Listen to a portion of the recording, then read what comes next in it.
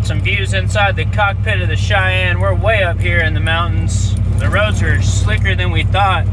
We had some snow a couple weeks ago, and we were talking to one of the TVA workers, and she was saying the snow just melted out here. So a little bit colder and a little bit muddier and rougher than we thought it was going to be out here, but we're making tracks anyways.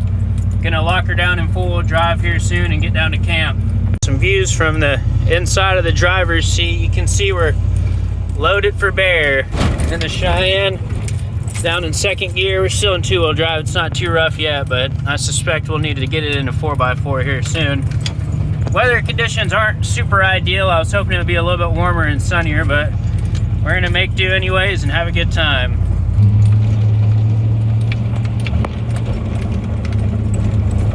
Josh got himself a little bit of ice he found on the side of the road. It's getting slick out here.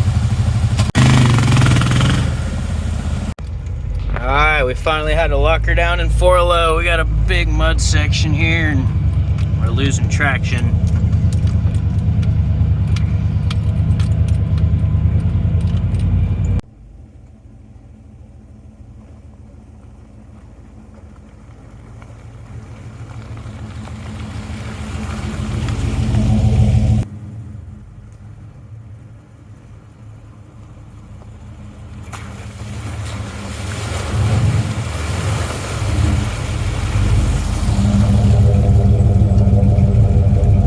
Okay, y'all, we made it to camp. The Cheyenne did great. Got a little dirt paint job now. Looking real sweet with the 4x4 badge on the tires and my new 4x4 badges after I painted it. I wanted to take a second to talk about the tie-down situation. We've got the Rhino USA retractable ratchet straps here. They held the bike down like a champ. Worked really well. I'm really excited that this bike fits in the back of my truck with the toolbox in there. I was kind of concerned that it wouldn't, but it's just the right fit. You can see it did lean over a little bit, but y'all saw the road we were coming up, and it was just a rough ride. So I'm not really too worried about it. Thankfully, the cooler's there, kept it propped up. But we're gonna go ahead and get camp set up, get everything unloaded. Got a nice big open camp spot here that Josh showed us. Josh, what'd you think about that trip up here? I'm so surprised that I did not go down. That was super muddy. In fact, you pulled up next to me at one point and you're like, that was a lot of mud. I said, half that was me. That was me. Yeah, we made it though, and that's what matters. So we're gonna go ahead and get set up, get the hammocks up, and I'll get my cot out, get the bike unloaded, and we'll go hit some trails. Handlebar and the frame up under here. Reach the handlebar. No, the frame right here. Ready? Yep. Drop it. There it goes. All right. Trailer for sale or rent. Rooms to let. All right, gonna fire it up and let it warm up for a minute. These carbureted bikes, you gotta let them sit here and run for a little while. Probably would help if I turn the gas on, huh?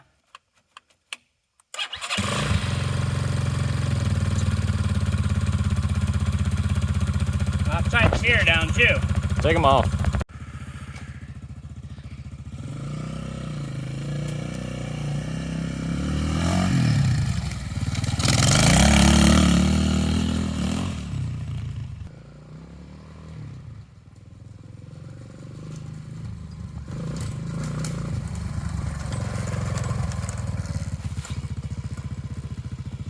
All right, Joe, that ride's for you. I had to get a little bit of a spin on the X-Pro 250 for you, so hope you're watching. Appreciate you always being a good follower and a supporter of my channel. Just when you think you're fixing to have a day of fun, the universe has other plans. If you remember in the install and setup video, we had a cracked gas tank right in front of the factory. Well, apparently our plastic weld job didn't hold up too good. You can see we're leaking that brand new tank of fuel we just put in there, Murphy. And unfortunately, Josh had a little bit of an incident himself. Josh, why don't you walk us around the bike and show us what just happened here? Well, let me direct you to Exhibit A. All right, let's look at Exhibit A. I clipped this box on a concrete pillar at probably 20, 25 miles an hour and came to a zero immediately. Yeah, he went head over heels, and there was a dead squirrel in the road, too. And I saw the dead squirrel before I saw him, and I thought he'd lost his kneecap or something in the road. I didn't want to put that sort of grotesque stuff on video, but it was quite a shock when I first saw it. So I think we can fix this with a hammer, Josh. These Tusk box are bulletproofed, right? Yeah. And let's take a look over here. What else happened on this side? Oh, wow. That one didn't fare too well either. No. And the exhaust is good, or? No.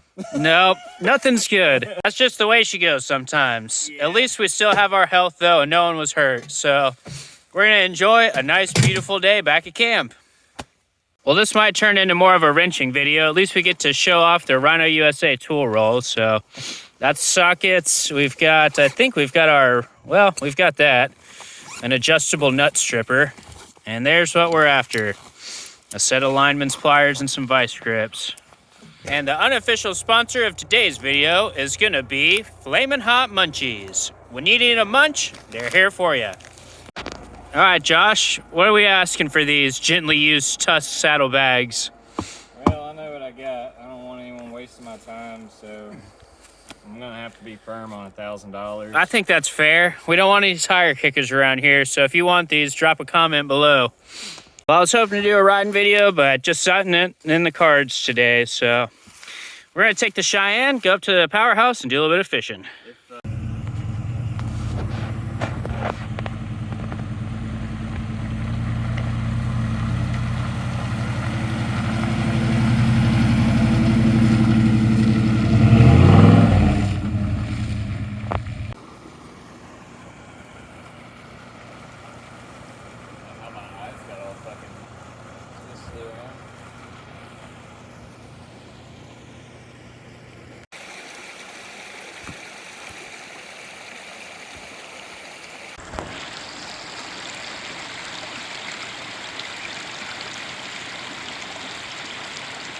That's a rainbow trout.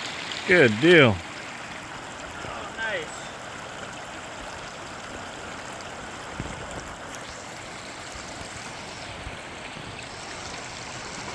How about that? Little rainbow. Good looking fish.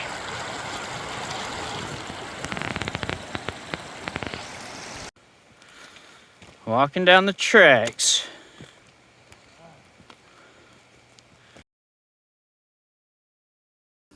All right, we got the fire ripping. Fixing to get some dinner going. Just in time for sunset, too. It's gonna be a cold one. And of course, no camping trip is complete without a little Colorado Kool-Aid. Cheers to a good night. Now for dinner tonight, we're gonna be having a delicious Appalachia woodland stew. So I've got some chuck roast short ribs here. You can see my vegetables. We got an onion that's fixing to sprout, a sweet potato, some mushrooms, and of course you gotta have your carrots. Got some garlic and 2 beef bouillon cubes. And we're gonna throw it all in the Dutch oven. First thing that we're gonna need to do is cut up our short ribs and sear those off for a little bit. So let's go ahead and slice these bad boys up into bite-sized pieces just like this.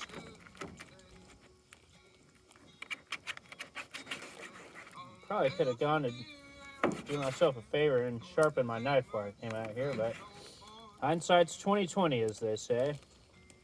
Now these are looking delicious. Look at that marbling on there.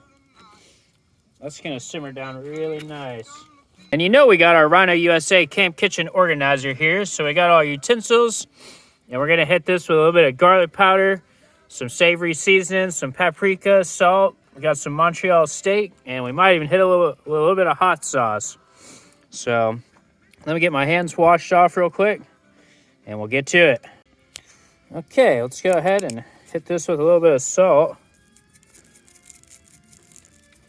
And this is just for the sear stage. We'll fully season this after we sear it off a little bit.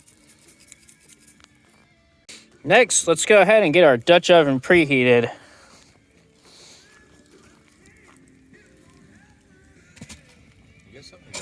Yeah, I'm going to use my Rhino USA survival shovel. This is the perfect Dutch oven tool right here. If you guys didn't know, you've probably seen me cook with this before, but these Dutch ovens are super handy and versatile. You can just put them right on the fire. This is going to be the perfect cooking implement for us. Now we can go ahead and get our vegetables processed. we'll start by breaking down a little bit of garlic. Next, we'll use our knife to cut up some mushrooms. Just slice them into a couple of slices, just like that. Now let's go ahead and get our carrots chopped. Whoops. That's a little for the deer. A little bit of tailgate dirt never hurt anybody.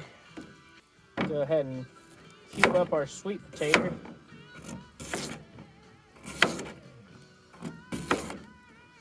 I didn't have any regular potatoes, otherwise I probably would have preferred that, but these will do just as good.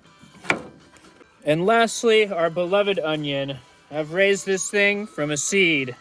Not really, it just started sprouting in the kitchen, so we're gonna cut the top off there and hopefully propagate the survival of another onion patch over here in the woods.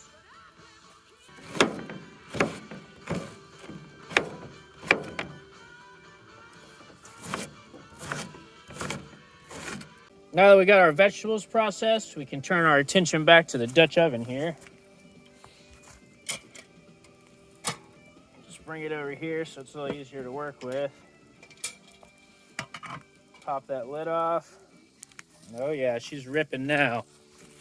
All right, now we'll throw our meat on in here.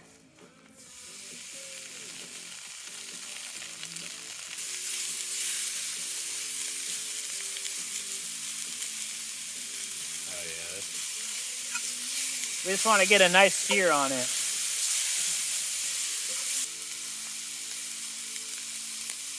Next, we'll come in with our vegetable plate.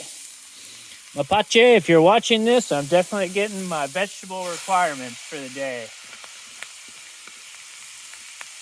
Give that a little stir.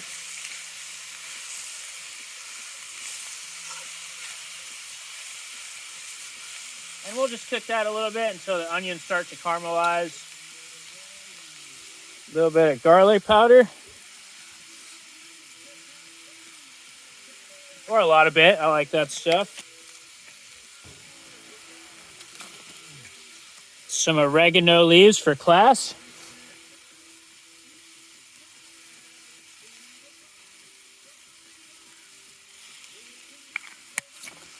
And you know we got to hit it with some paprika.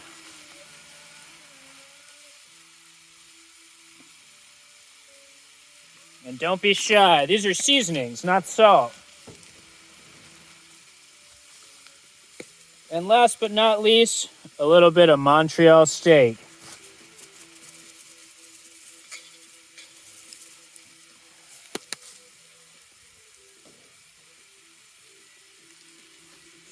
Now it's sufficiently seasoned. Let's get our soup base in there. A couple of beef bouillon cubes.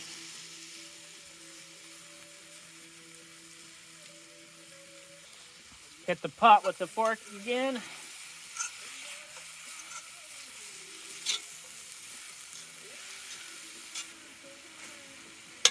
Give that a couple more minutes and we'll fill it a little bit up with water.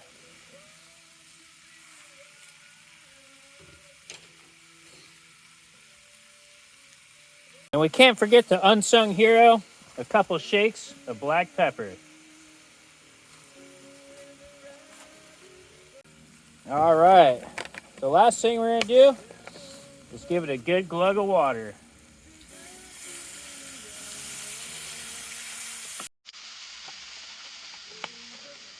Pop our lid back on and we're ready to relax and have a beer while this cooks down.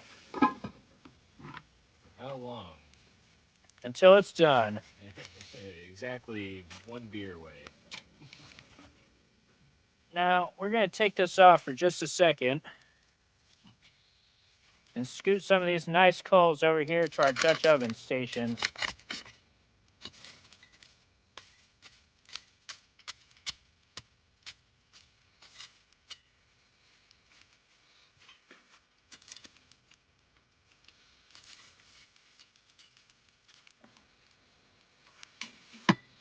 This will give us a nice controlled heat.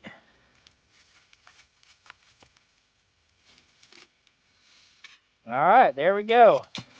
Now we'll just let it rip. All right, y'all, let's take a look at our stew pot here. Oh, yeah, that's what we're looking for. That's going to be delicious. Let's get some bowls out and have a bite. It's a good looking bowl next to a good looking fire. All right, y'all, this spoonful is for you. Cheers. That's certified. Now that we had our supper, we'll have a nice game of Yahtzee. I won that last round by 12 points. Let's see if Josh can pull it off.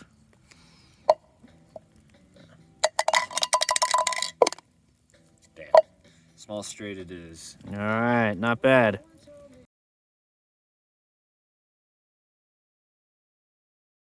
All right, y'all. We had a good night's sleep. Wasn't too cold. My comforter from Georgia Southern kept me warm, and I ended up sleeping in the cab of the Cheyenne in the refrigerator unit. So let's get up, get some breakfast going. We'll pack up camp and get on out of here. I think I'll probably look for a camper shell for this truck. It's a little bit cramped. I don't have enough room to fully stretch out in here. Nights when you're just too lazy to set your cot up, it'll be really easy and nice just to jump in the back of the cab in the camper shell and hit the hay.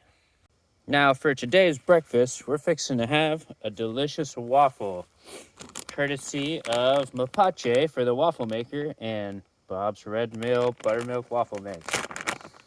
Let's go ahead and get some of this poured in our bowl here. That should be good. And then we'll just hit it with a splash of water. A nice, easy camp breakfast. And we've got the waffle maker plugged into our EcoFlow.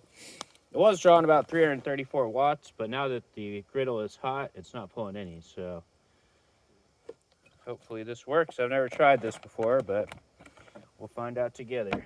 And you can see when the heating element kicks on, it starts to pull wattage. So seems to be working pretty good. And I can feel that's hot. So let's go ahead, finish up our mix.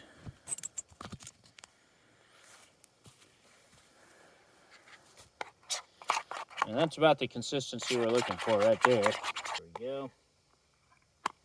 And we'll just let that cook for probably 2 or 3 minutes. Okay, there she goes, just steaming away. I might have gotten a little bit overzealous with the waffle mix, as you can tell, and I got some on my hoodie string, but that's all right. Let's check out our finished product.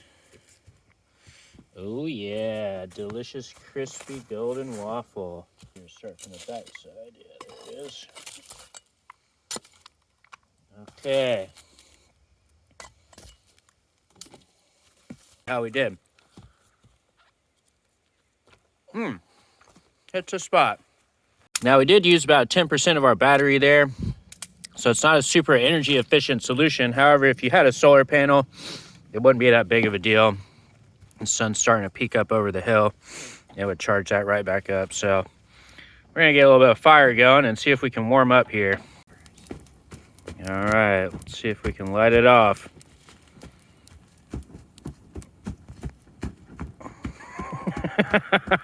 Warming my base set. Josh just got his Rough Rider 22. Let's see what it's about.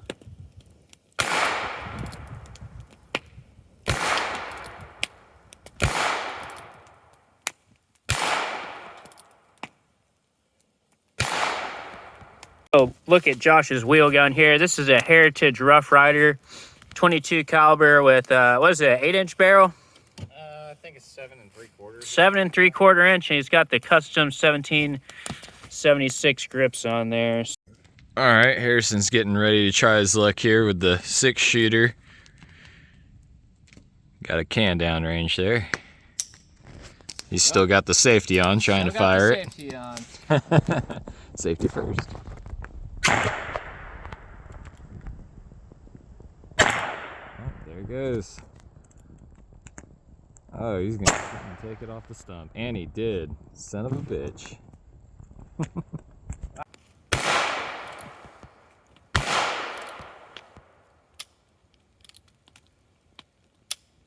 Oh, looks like I'm the undisputed champion of 22 Sunday. 13-6 this time around, Josh. I concede. Better luck next time. He said he's gonna go to the range and practice so he can beat me next time.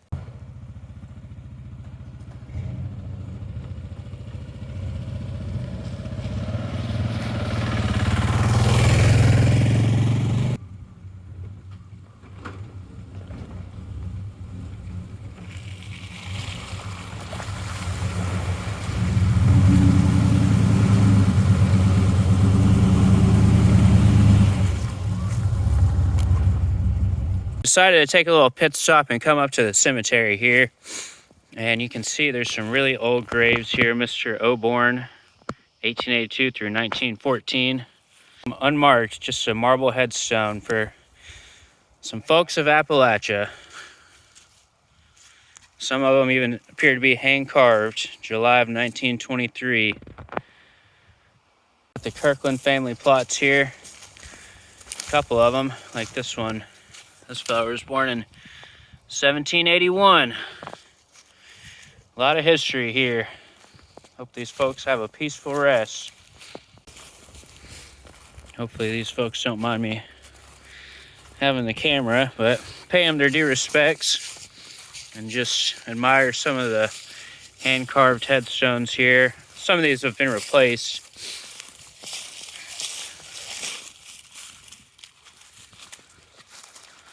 But there's quite a few through here.